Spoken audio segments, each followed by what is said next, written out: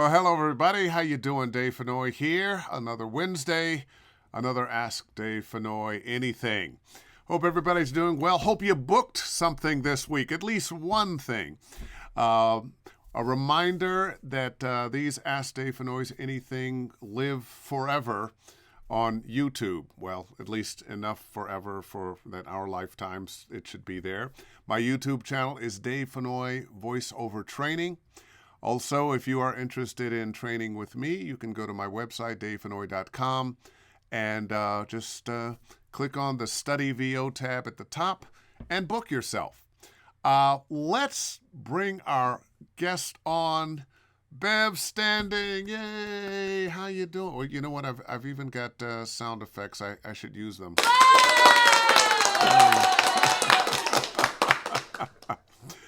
Bev, how are you? I'm great. Thank you for having me. And I've got a delay, so this is interesting. I'm watching myself on my phone, still talking as I shut up. So. Oh boy. Okay, this is going to be interesting. And just to let the audience know, you are in Canada. I don't know if that has anything to do with it, but trying to connect, we couldn't connect on your computer, which ordinarily I don't have a problem with. And so you are there with your phone, and it's a delay. So when I stop talking, it's going to be a couple seconds before you start talking. So, hi again, Bev. Hi, Dave. This is just the start. Oh, boy. Well, listen. Oh, dear. Well, hey, we're connected, so We're connected. yay. And it's going to be all right. Life gives you lemons, you make lemonade. So, Yes. Bev, I've known you for a long time, and you corrected me when we were speaking that you don't have 3 decades plus in voiceover, but you've been around the business for a long time. How did you get interested? How did you get started?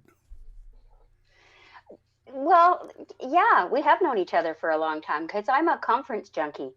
I learned so much going to conferences, and I meet people, and we sat and talked 3 years ago. We sat probably for an hour and a half talking about dogs, but just getting to know people and creating relationships and whatnot. But I started in 2008. I had a fairly traumatic time in my life, and I needed to be busy and do something that was just going to get me out of the house. And so I was looking for courses.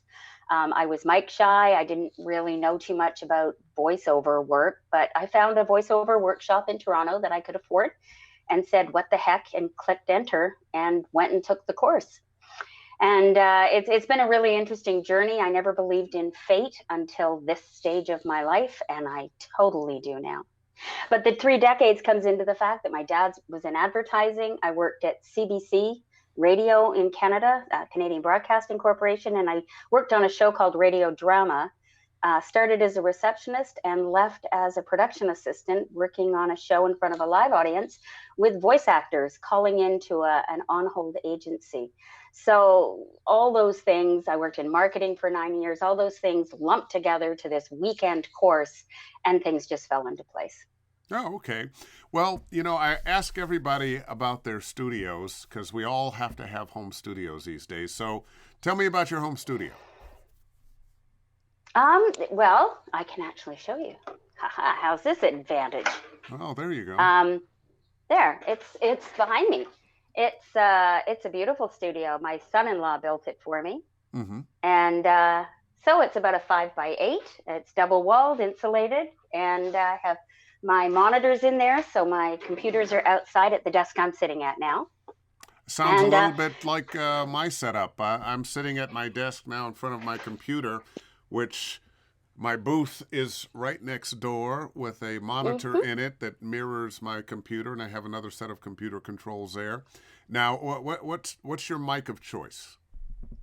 I'm using a 416.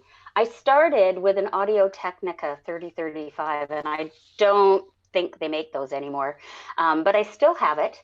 And I decided to upgrade to a TLM 102. I found a 103 too bright for my Mm-hmm. voice. Mm-hmm. So I went to a 103, and then everybody was talking about a 416. And I thought, well, I go to conferences, it might be better in hotel rooms and whatnot. So I got a 416, and I panicked. I thought my clients are going to notice, right? They're going to say, what have you done that nobody noticed? Yeah. Nobody. So I've stuck with the 416 because it's easy. I actually have two, and I take one for travel, and that was a fluke. I thought I'd lost it. So I came back from Italy and couldn't find my microphone when I was getting onto the plane, and it had accidentally gone into my partner's suitcase. So I had it on Amazon, and it was at my door when I got home. So I just thought, oh, well, I've got two now. So I travel with one, and I don't have to remove my setup when I go anywhere. Oh yeah. You know what? I generally don't take my 416 with me, but I've got a couple. I've got a couple. The first one I bought, and once I saw them on sale for about $600, and I just, oh no, I'm getting one of those. Like, I'm getting another one of those. So I Right. did. So your career is doing some of just about everything. You do commercials, you do narration, you do explainer videos. What do you do most? If you had to put them in a tier of I do this and then this and then this and then this, what's your career look like? What's your day look like? What's your week, your month in work? Well, I'll say every single day. I, I started off on online casting sites, and so there's a lot of explainer and corporate videos there, local local spots, some a little bit of automotive, all that kind of thing. And that's still today. I have hundreds of clients, and luckily many of them just reach out to me at this point and say, "Hey, remember us?" And it's like, "Sure, I do." And so I still get a lot of just repeat work. But it's mostly I don't think I have ever done a national spot yet. I've been on I was going to say the Super Bowl twice, but Mm, only in regional yeah. areas. Yeah, so I've done more regional work. I work around the globe, but it's mostly corporate. I do some e-learning. I don't do tons of it, and it's maybe 30 minutes at the most. Yeah. I'm a little passionate. I spent 1 year doing talking all about heart medications, which fell into place with my family had gone through uh, the death of a person, years of heart treatment. So I connected to that fairly quickly. But safety is my favorite thing to do. Safety videos, health and wellness, that sort of thing. But yeah, mostly nothing national, but just about anything else. I've done one TV narration. I've done one game promo. I've done a character in a board game thing. And apparently now I'm the voice of an app. So Well, let's talk about that being well, you didn't volunteer, nobody hired you, but yet you're finding yourself on TikTok. Now, how did you discover that you were there since nobody reached out and said, "Hey, Bev, let's get you on TikTok"? yeah, Bridget Rial, my friend I and know Bridget. colleague, yeah, and she lives in Portugal. And she messaged me one day and said, "Hey, Bev, is this you?" And I went, "Yes." And then she said, "Well, what about this one?" And I went, "Yes." And then the very next day, my daughter sent me one. It wasn't quite as polite as the ones that Bridget had sent me. And then, yeah, then my stepdaughter sent me one, and it was all about nursing. She's a nurse, and it was swearing up a storm. And I went, "Yeah, that's me too." So I called Rob. Oh boy! And Rob, being your lawyer, and Yeah, how do you Rob's last name again? Skiglin. Thank you, Skiko Paglia. Uh, Rob is a voiceover actor and he's a lawyer and he does a lot of work for a lot of voiceover clients. And it's actually kind of wonderful to have somebody uh, that knows what we do uh, to help Hmm. us out. And who would have thought a few years ago that you would need somebody for something like this? And for those who aren't following along because I haven't said exactly what it is, uh, TikTok, you all know if you're not on it, you've heard about it, you've seen the videos. It's a worldwide phenomenon as social media goes. And suddenly, people are hearing Bev's voice on TikTok videos from around the world, and you had no professional relationship with TikTok. You did not, they didn't hire you. Nobody's paying you money. Clearly, you had done some kind of AI work before that they got a hold of. How did they find you? How did they find your voice? How did TikTok find me, or how did the Yes. client I did the work for? Well, well, that story too. How did the client you did the work for, and how did TikTok manage to get your voice on TikTok from that client? To put it in Rob's words, that will likely come out in disclosure because I don't know. Okay. Okay. I just know I recognize the voice. As I said, I've done one text to speech job, and I had to do 10,000 sentences in the same tonality as you hear when you type in the text to speech app or the feature. So um, I can I can confidently say that was the job that I did that somehow got in the hands of TikTok, and I don't know how. Wow. And wait a minute. I just got a note here. Old Navy has been using Bev's TikTok AI in their commercials. I see them daily. The residuals would be huge. Get what you are owed, Bev. By the way, is it hashtag I stand with Bev or hashtag stand with Bev? The one that is hashtag standing with Bev because Okay, my last name is is Standing. They standing. both kind of took off right away because people want to say I stand with Bev, but it's standing with hashtag standing with Bev. Hashtag standing with Bev. So let's make sure I didn't get it right there. But get it right. Hashtag standing with Bev. There, Take two. Samantha Duncan Morrison got it right for me. Thank you, Samantha. I also, let's see, another comment here from Luc de Villars. Just before you jumped onto that, Dave, in all fairness, Old Navy is using a feature on a free app.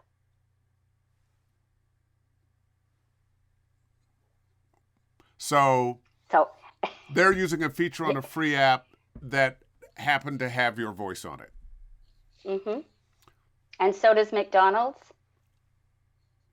and KFC. That was in a news report.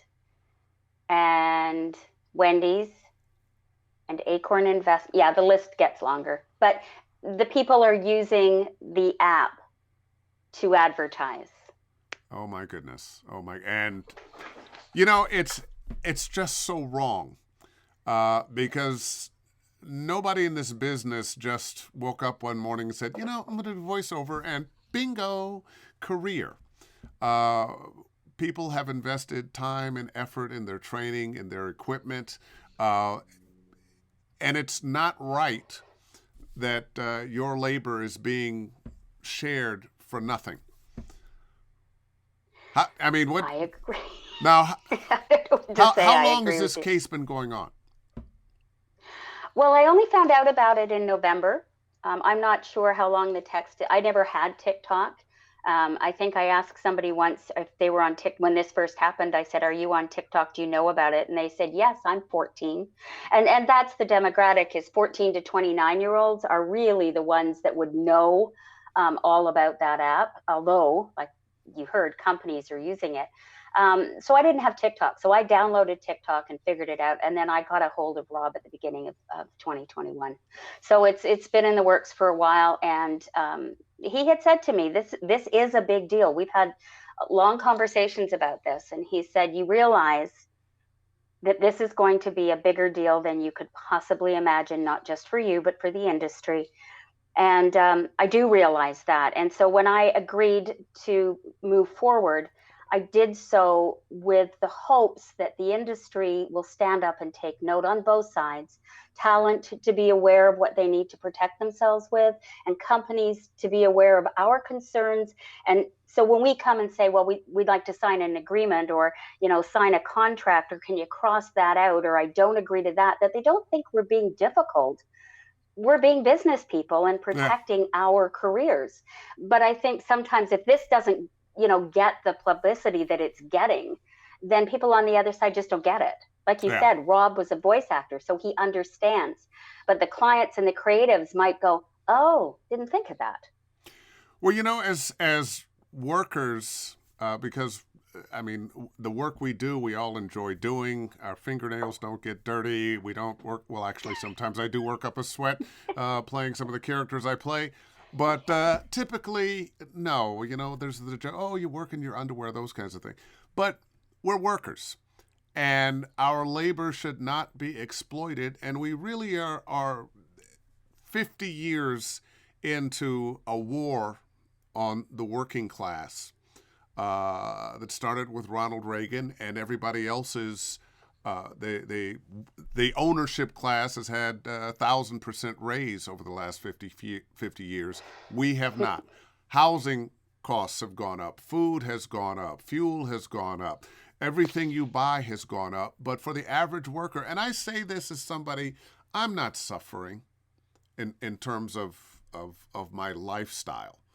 But I have to say this not only for myself, but for everybody else, that we're not getting, as workers in this country, and clearly now in Canada too, the kind of respect we need. I see it in the news that we're seeing now, where as we're coming out of this pandemic, businesses, especially restaurants, are having a hard time getting people to come back to work for a pittance.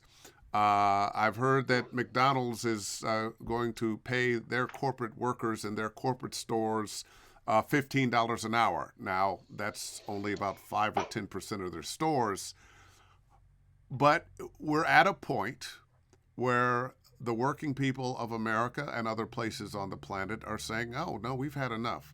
We're not working 3 and 4 jobs to barely get by. And this is another example of that. We're not seeing nearly as much union work in voiceover as we once did. I could almost bet that the AI job you did was not a union job. I am not a union member. Yeah. And a lot of people are, knocking on the voiceover doors. And I hear people often that say, well, I can't join the union because then I won't be able to do the majority of my work. I get it. But I would join the union if the opportunity arose. Yeah, at least in the U.S. I understand. But you're Canadian. Right. It's a different thing there. Yeah. And I know friends of mine who are European or they're in the UK, how they have to manage the finances of their career are very different than if you are somebody in the United States. I have a fairly privileged position of being in the union and doing a lot of union work. So there has been money put away for pension for me. I'm guaranteed a certain rate. And because I'm known from time to time, I'll get double scale or scale and a half or something like that. And my agent gets 10% on top of what I'm making. So the company that you work for, I'm not trying to disparage them at all. Right. What do you think happened that TikTok was able to get a hold of your voice? I'd be guessing if I gave you an answer. I would absolutely be guessing. I was told it was for a translation, and thus I agreed to it. So. Okay. I got a message here. Speaking of international, my French friend Luc de Villars. Bonjour, Luc. Ça va? Bonjour. Dear Bev, I stand with you 100% on your fight against TikTok and TTS, even if I get so many offers not so well paid, I must say. And I know someone else will take the job regardless of the bad impact it will have on the job. I sincerely hope your action will have great repercussions on our voice world. Thank you, Luc de Villars. Merci beaucoup. Ça c'est bon. Having gone through this, or I should say going through this, because this case is going on, what's your advice for voice actors who are taking these jobs? I mean, I'm one of the Google voices. I'm an AI voice for Google. Okay. And this is hard. They paid me very nicely, a nice big lump sum. Actually, part of me feels like I should be getting residuals. But what can we do to protect ourselves? What has your lawyer said? Well, so here's a question for you. When you did a Google job, did you get your agent involved in the Yes, negotiations? yes, See, yes. so that is something I would recommend to anybody. If you're going to do a big AI or TTS job, then just say, I would like to get an agent involved to do the negotiations. My theory is I'm a really good voice actor. I'm not a contract negotiator or a lawyer. So if you guys could just hash that stuff out, I'll do the job for you. Um, I was, you know, what I did the job 3 years ago, and the way the industry works now to 3 years later is very different, and what it's going to look like in 6 months is going to be extremely different again. So I think, we all know that usage exists and whatnot, but you have terms. A lot of people that are starting out are on online casting sites that deal with AI. And I just think it's important that if you get an AI job, the payout is going to be fairly good. And so get somebody involved. If you don't have an agent, you can approach an agent and ask for help and give them a percentage. Most agents, I won't say all, I have no idea, but I would say a majority of the agents would like to help you because they represent talent for that very reason, the representation of it, getting what's right for the talent. That's what they do. Yeah. So I would say Well, now, and anybody starting out. let's be honest. They are representing talent for a fee.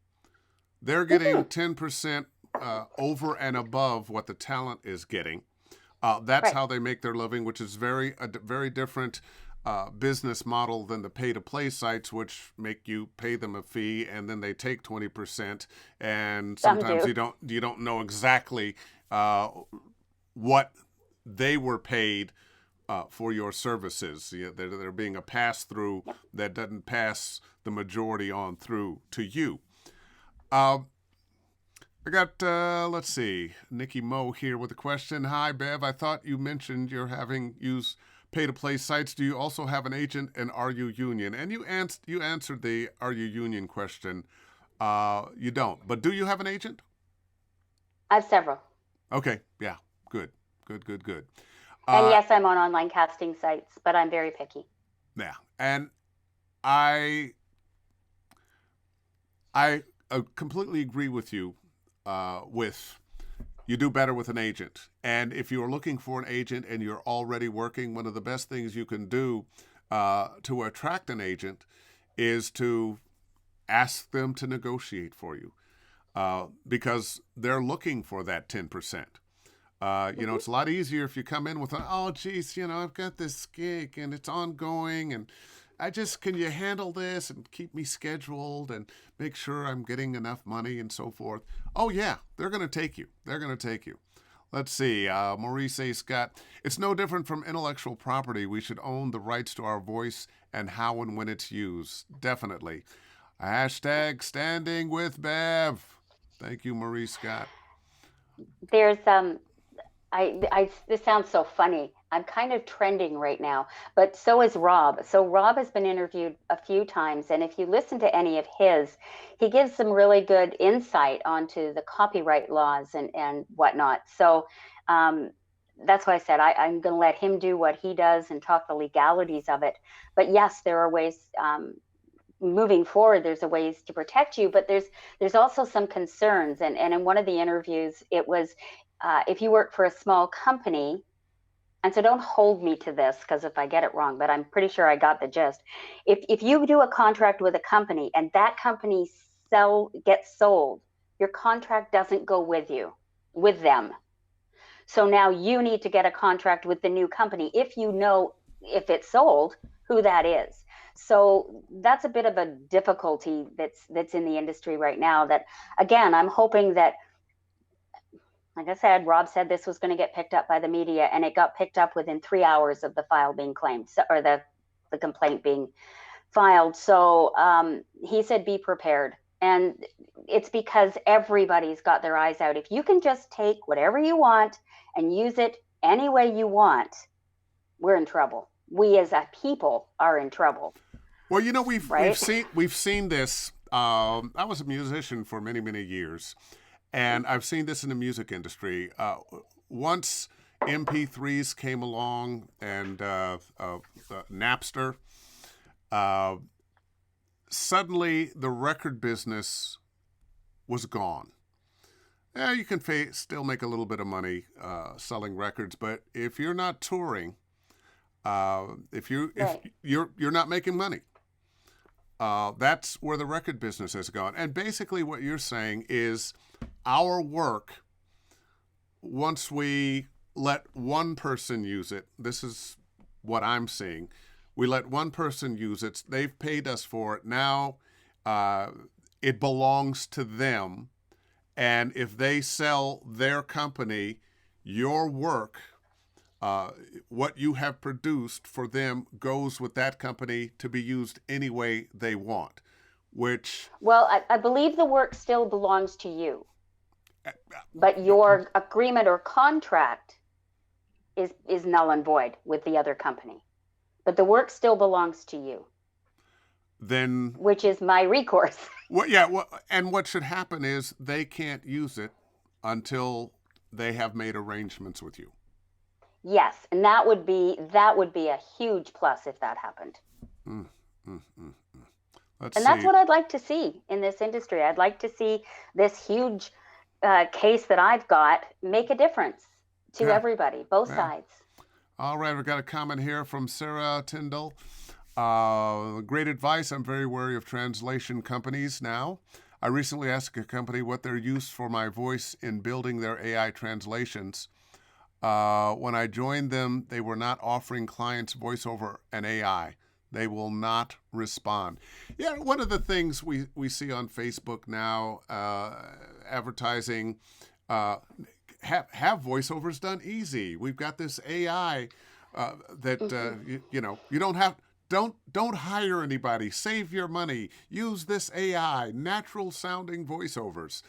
And they've actually gotten pretty good, I have to admit.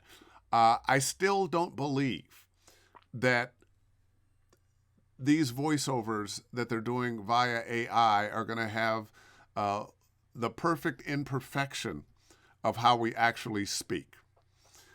There's something about the fact that we have to think about what we're saying, that we feel a particular way about something, that we're having a conversation and we are reacting to what another person is saying to us, or the look on their face, their body reactions, that you just can't honestly duplicate with AI. I agree. I totally agree. I think so. Here's my analogy. When voice actors started many years ago, they went into a studio. You went in, there was an engineer, someone directed you, you recorded, and you left. Then you could record at home. And people panicked, but then they went out and got a mic and had a booth built, and they work from home now too. Right. And I think we're at that step now that, we can work together and we just have to make it work. We just have to grow with this change in our industry, and you're not going to stop change. Audio engineering and the technology, the computer technology that they have today, again, I'll say it, in 6 months it's going to look completely different, but this is a big deal. So hopefully there'll be lines drawn in the sand that you can't cross. And as you said right at the top of the hour, it's not right. You can't just use your voice for anything you want. You have an agreement in place, and that's what it's for, end of statement. And if you could, you'd say, I tell you what, if you sell your company, you delete my files. Well, that would be realistic, but then what company do they have to sell? They're not going to want to do that, because actually the value they have in, I bought this company, and although I don't have the rights to this, sue me. If you think so, sue me. Spend your time and money with a lawyer. And speaking of time, how long do you think this case is going to take before you have an outcome? I'd be guessing. I mean, I would love TikTok to pick up the phone and call Rob, but they've got to do their due diligence. Like I said, my contract was not with TikTok, so they need to find out, if they don't know where the voice came from, the process that they have their job to do. And I will sit patiently and wait. I hope that we can come to an agreement and at the same time create some sort of litigation that's, available for everybody to say, hey, wait a minute, there's a standard that's been set. If this, So, then this. If you've bought this company and these right. voices are part of it, uh, Hmm. their contract is either going with them or another contract must be negotiated. These people have to be compensated for their services. They weren't doing this work for you, they did it for somebody else. Uh, Right. That would be nice. it's interesting. I remember thinking when the internet first came, what a different business it was. It was related to how I had to audition. I got an agent in New York. I'm living in LA, and I would have to, first have a home studio, which you didn't start off having to have, and you Right. recorded on reel to reel, and you had to get that reel to reel to the FedEx office so it could be in New York by 10 o'clock, and then it was DATs. And the reel to reels were fairly expensive. The DATs were expensive, and then it finally went to cassettes. Well, actually, it was cassettes, then DATs, and then CDs, and finally MP3s, which of course were free, and you didn't have to worry about I gotta get to the FedEx office before 4:30.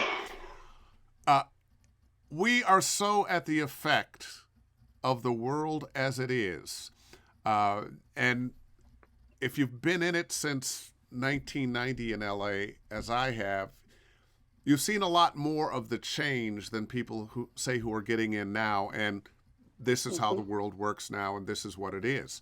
I think you're right. It's only going to change more. Uh, the number of microphone companies out there now, the increase for business and people doing booths or trying to help you with your sound, how to control sound, how to dampen sound. The number of people teaching now because of the number of people who want to do this. And there are not going to be as many jobs for people who want to do, say, TV promos or national commercials. That's also been taken over in many ways by celebrities. But Hmm. there's still more work now than ever before. It's not all on television, in the movies, on radio now. There's, as you were talking about, as we were talking about, the narration that you do that doesn't show up on television, the corporate narr, the e-learning, the explainer videos, the audiobooks. Now, Hmm. I don't really do audiobooks. I've done 3. I hope to never do a 4th. Um, but for those who love it, great. Now, I'm kind of not telling the full truth. I do audio books if I'm playing a character in one, or I'm doing shorter pieces within an audio book. But the whole thing, oh God, that's an elephant I don't want to eat. I just did my first real audiobook, but it was a children's book and I was a troll, so I was a character. So you had I was a now, very old lady. very old lady. Yeah. So, how much character work do you do? I don't do a lot. And I don't know why, because I have fun with it. I really love it. But I work 10 to 12 hours a day, and right now to pick up another genre is like, oh, I'm good. I also am a mentor. I'm a territory controller on Gravy for the Brain. So I coach twice a month, and we mentor our students, our members twice a month, and we're doing webinars. And so I'm busy. And I'm fairly successful. So I'm good, but if the opportunity comes along for me to talk like a little old lady, then I do, or a little kid, but I don't chase it. Yeah. If I find something that works, then certainly on the online casting stuff. Um, but yeah, I just like talking like me. There's some lessons. There's some lessons to be learned from what you were just talking about. You have a career that's going along just fine. Hmm. So it actually would take time to put in the work to probably take some classes or some workshops and then do the demo and then to put out there and do the marketing or get your agents to do the marketing to hit this other genre when you're working every day. You're doing the things Mm-hmm. you want to do every day. Let me ask you this. Someone that is jumping into the business now, what would be your advice for them?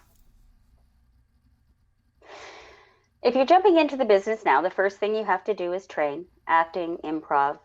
Um, but I think it's important to know what you're bringing to the table. So use your past. I got into this very late in my life. Actually, I was in my late 60s, and I just thought, or late 50s. God, don't age me any more than I am. Never mind. Um, So but you were in but your late 60s and you've been doing this since 2008. Wow, you look great. don't I? I know, right? Yeah, we'll try that again. Um, but I think all the years of experience and all the work experience and parenting experience and friend experience and all the things I've done, I brought to the table. So when I'm analyzing a script, when I'm figuring out who I am, I can relate to somebody that would say that, or I can, to find the story behind it. So use your experience. I know a lot of people are going, hey, I've been working for 30 years and COVID, I'm out of work. And I've always thought people say I have a nice voice.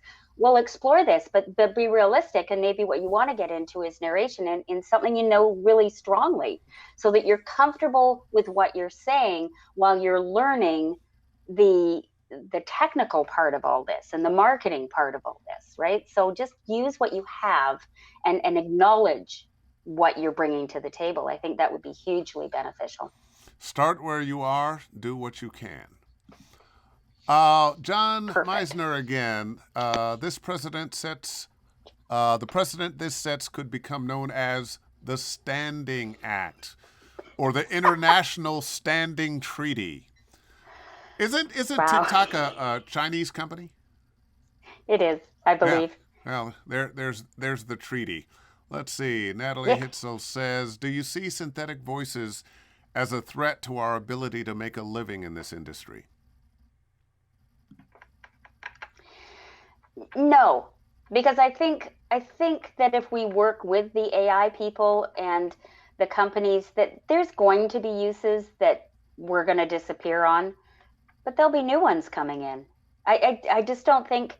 I think you just have to be open, and I think that when one door closes, another one opens. So let's be creative and work with people and make them realize that there's just some, like audiobooks. I can't imagine listening to a computerized voice as good as it could be. I can't imagine listening to it for hours and hours, or even a long e-learning training module. If I had to really listen to a computer, you stop listening to the voice.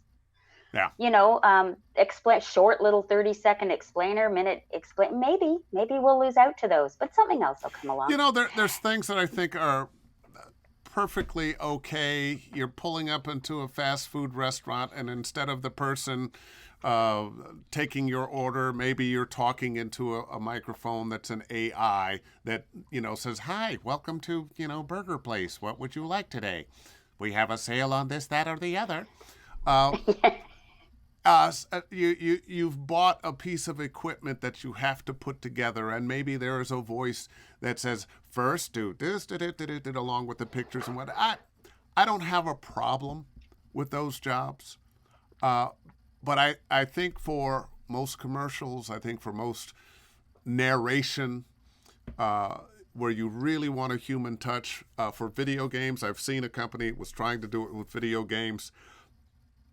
They would spend so much more money trying to adjust and stretch that and put a pause in it. Just hire a human being. A human being's Right. going to be able to do it.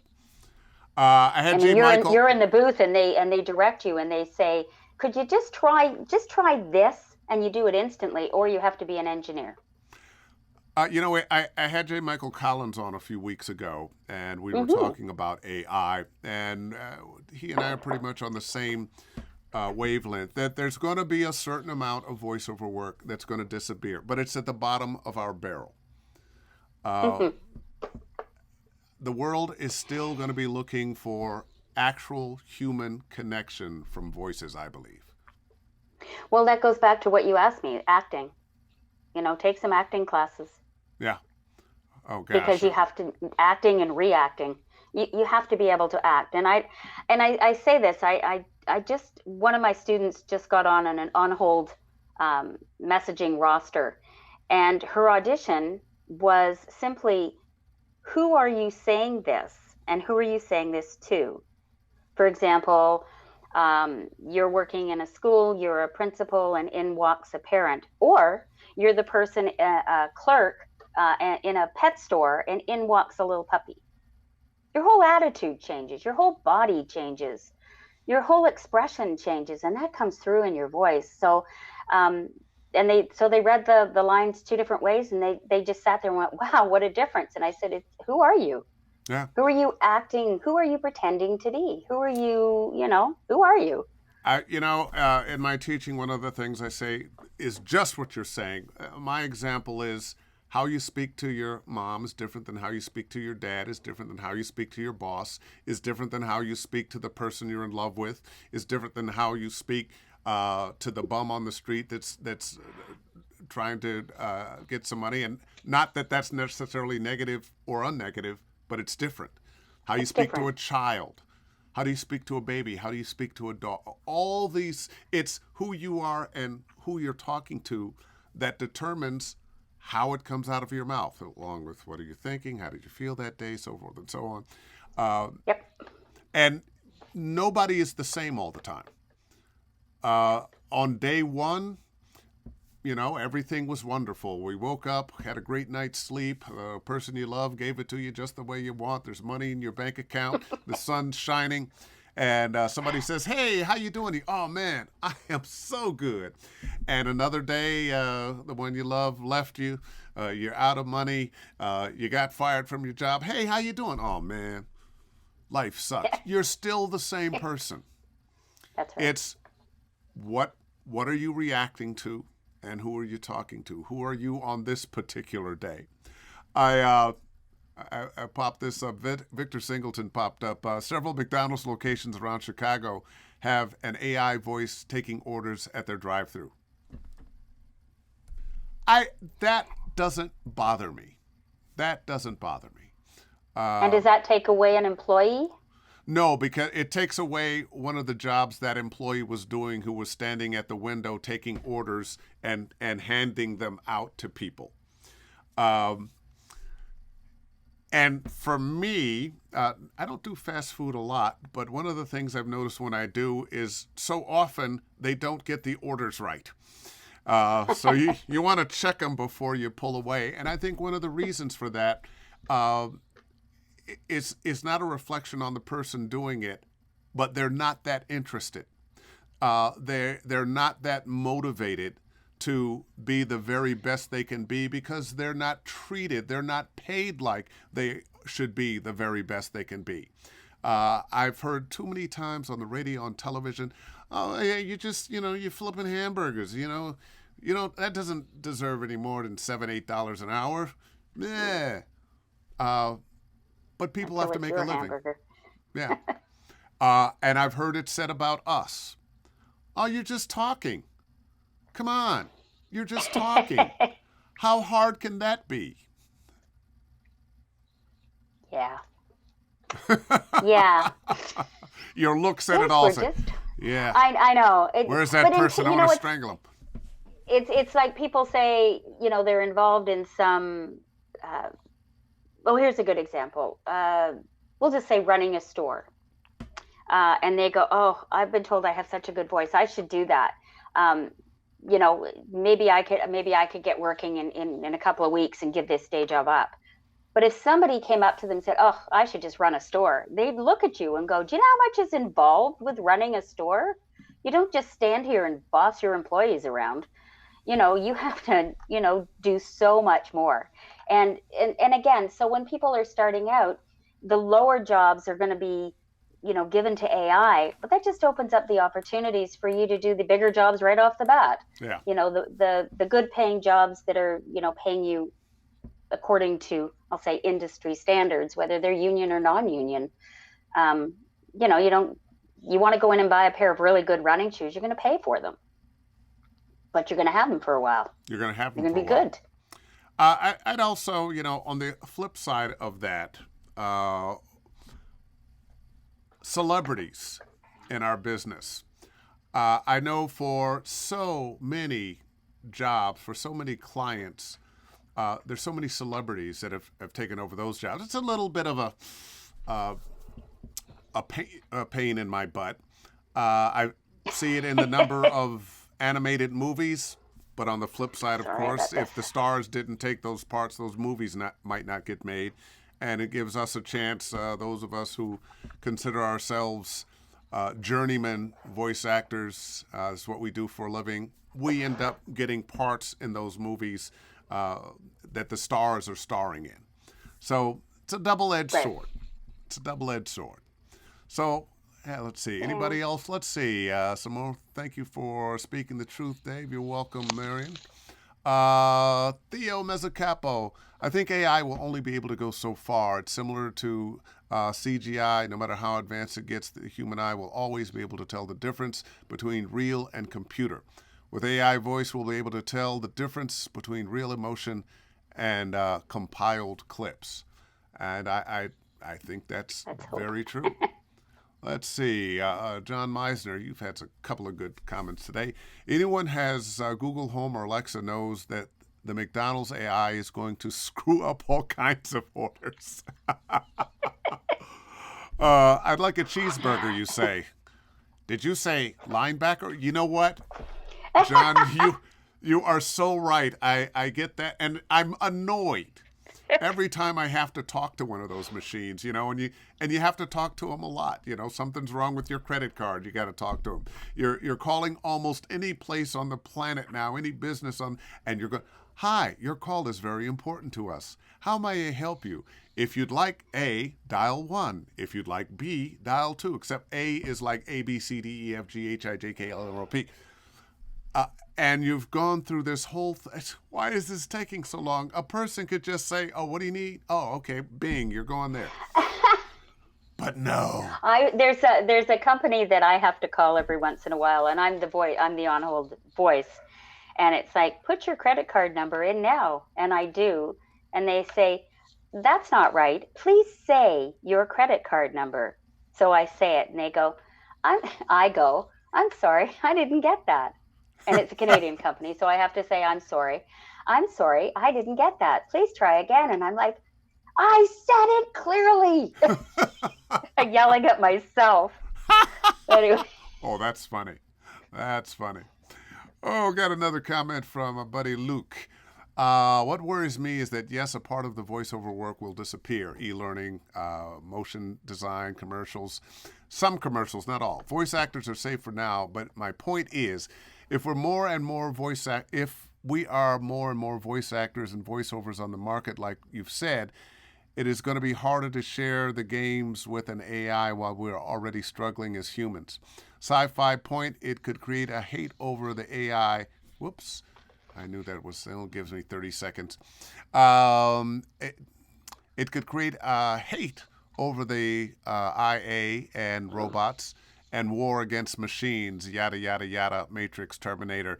You've been watching too many sci-fi movies there, Luke. Okay, Maurice. I think no matter what you're into, no matter what genre you're into, I think we have to learn how to adapt and get along.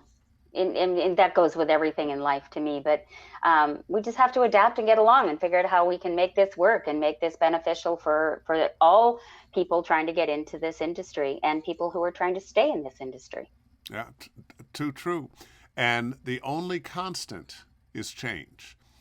Oh, my friend Michael Sessoms, first time hearing from you today. You can really tell the commercials that are voiced by the computer owner instead of a voice actor, the company owner instead of a voice actor. That's true, because there's no connection to the audience. Well, you know what? And that has been studied, and what you find out with a lot of those commercials, it's actually not important that the person's not good and their voice is grating. What's important is that you hear it over and over and over again. And usually you're not going to get an AI voice that is as annoying humanly as a human. When you get that guy, come on down, and we're gonna give away this, we're gonna give away 50% off. Come on down, we're not gonna. I don't believe we're gonna see those AI voices. I don't think any AI. I don't think we're gonna have AI commercials where you're killing me, Larry. I don't think that's gonna happen. One more here. Oh, Trey, what's going on, man? The human element will always rise to the top. Please, dear God. So, what have been some of their responses so far, or have you heard any of what TikTok has had to say? I've not heard a word from TikTok. The only people, with the exception of one email, every single response that I have received, and I'm completely overwhelmed with the number of emails and messages and text messages and phone call. I'm getting phone calls from people that don't know me but just want to say, "Hey, I'm supporting you," is unbelievable, and I'm so thrilled because it's not just voice actors. I've spoken to a couple of my agents. I've had a gentleman who owns a studio just across the border that I go to. All the power to you. This has to be talked about. This has to be straightened out.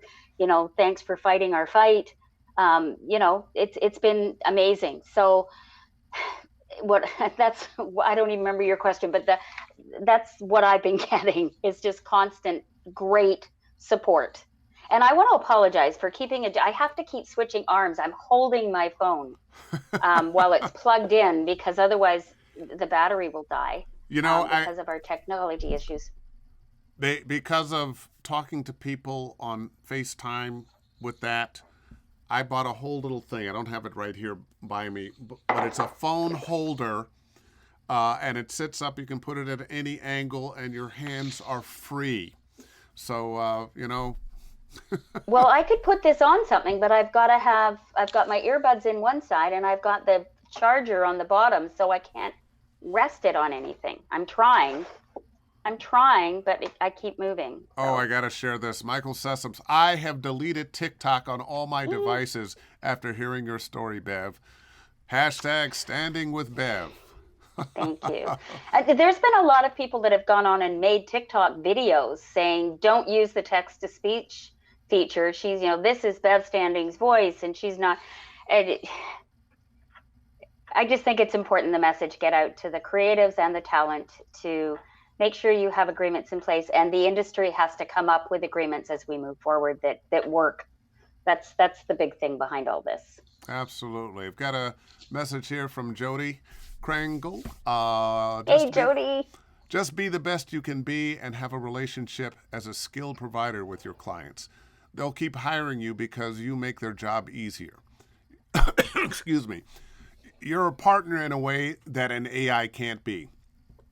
Thank you for fighting this fight, Bev. We're all behind you, standing with Bev. And then she had something else to say. Oh, my. It says, Bev, you're adorable. Aww. So I'm going to say this publicly. Jody was one of the first voiceover people I met. And she has been a true friend and has guided me along this journey. And I used to say I was new for so long that she almost hit me. She would never hit anybody, but she almost wanted to hit me. She said, "You're not new." Well, I love Jody to death. It's a funny thing in your career. I when I came to town in 1990, I was the new guy. And I remember being in awe and wide-eyed and, wow, I'm at Sutton Barth and Venari and there's Ernie Anderson and gee, I'm working in the same place as Don LaFontaine. Wow, Don spoke to me. And then at some point, I'm friends with Don LaFontaine. And we're on committees for negotiating contracts with AFTRA, with Don and other people, and Joe Cipriano and whatnot. And it wasn't so much I was the new guy anymore. Then you're just one of the guys. And I remember going to a conference and a bunch of black male voices in this business who were, 10, 20 years younger than me. Man, Dave, we've been watching your career, man. You've been an inspiration, and I had no idea. Um, Suddenly you realize you're in a different position, and you don't even know when you got there. I Agreed. probably when my hair went gray, but uh, you've been in this business long enough. You are somebody in this business that people look up to. You're somebody in this business who shows every day that this can be done. Uh, Success in voiceover, a lot of people will think, oh, you got to make money like Don LaFontaine. That's just not true. Uh, I would speak at schools from time to time, and they would ask me about Don. Oh, yeah, well, Don makes $30,000, $40,000 a day. I said, it take me a couple of months to make that kind of money. Uh, the point being, you can still do very well, even though you're not the most well-paid person in this business. What success looks like to the majority of voice actors isn't way up here, Right. but it's pretty good.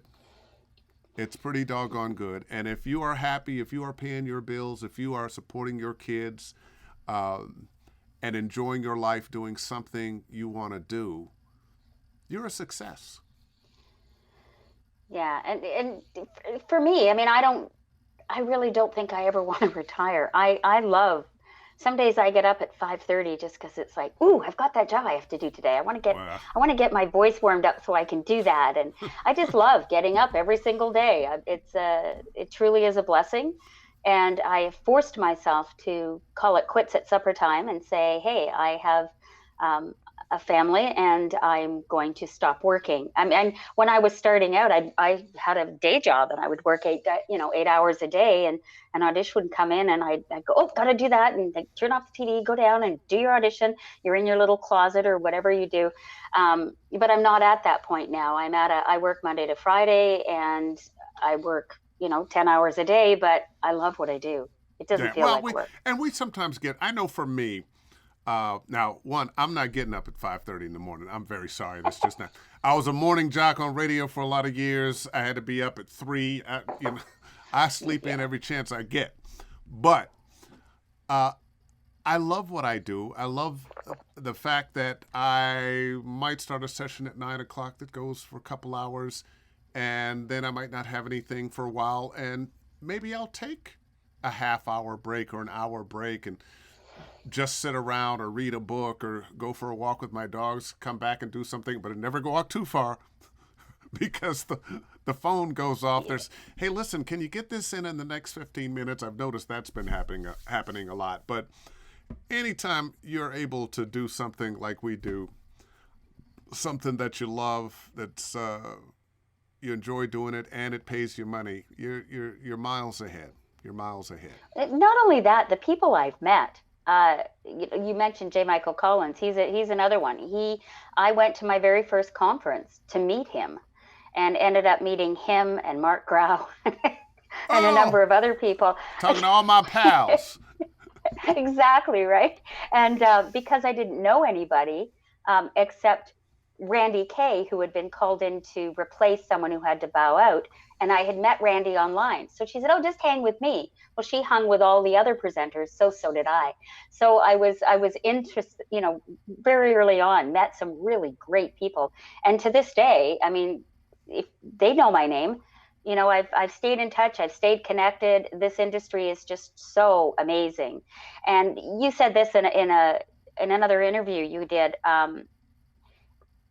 We're all competitors, but we're all original. And so if I can help you in some way, I don't feel that you've threatened my career because you're going for the same job I am.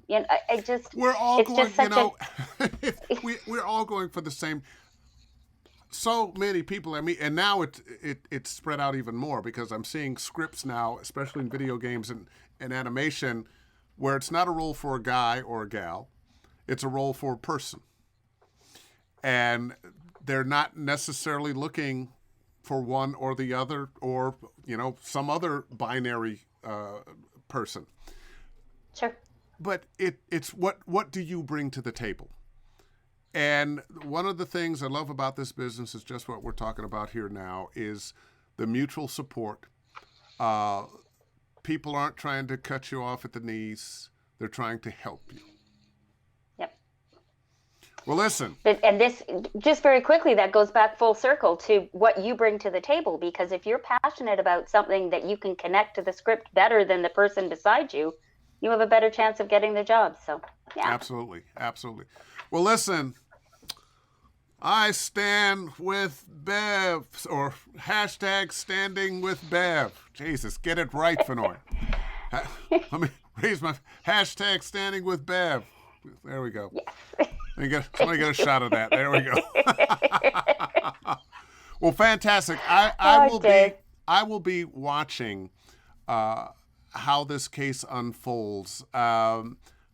It was what, 2 or 3 weeks ago, I think I saw the first article that I was aware of. And I wanted to get you on then, but I had some things already planned. And I'm happy that I was able to get you on now. And my fear was, oh, this is going to blow over and it won't be news. This is going to be news for a while, don't you think? I think it's important to keep it in the news. And not so much, I hope Bev sues TikTok until that's not what needs to stay in the news. What needs to stay in the news is the message.